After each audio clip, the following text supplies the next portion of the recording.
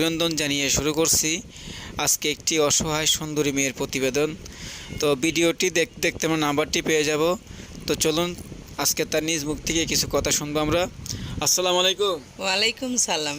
কেমন আছো আপু? ভালো আছি। ভালো আছো? না, বয়স কত তোমার? এই তো 18। 18। আচ্ছা আচ্ছা। তো তুমি কি জন্য আসছো? প্রতিবেদন আসছো কি বিষয়? সামনে আসছে একটা মনের মানুষের জন্য। আচ্ছা।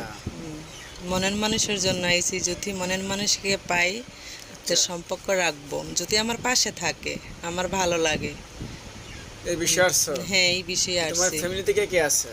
আমার বাবা ছিল, আমার মা ছিল, বাবা মারা গেছে, আম্মা ছিল, ফাইলে রেখে গেছে গা, দাদির কাছে মানুষ হয়েছে, একটা ভাই আছে আর আমি আছি। আচ্ছা।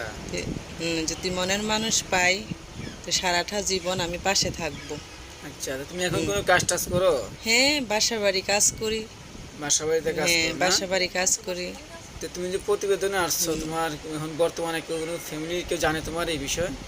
না, কেউ জানে না। কেউ জানে না? হ্যাঁ, কেউ জানে না। আচ্ছা, তুমি কেমন ধরনের ছেলে তোমার পছন্দ? যে মনের মানুষের জন্য আসছো, যে কেমন ধরনের ছেলে পছন্দ? কি বৃদ্ধ না যুবক না বিবাহিত? যে আমাকে বিবাহিত হোক, বৃদ্ধ হোক, বয়স্ক হোক, যে আমার পাশে থাকবে, যে আমাকে সহযোগিতা করতে পারবে, তার পাশেই থাকবো, যে আচ্ছা, আমাকে হেল্প করতে পারবে। আচ্ছা, ভালো।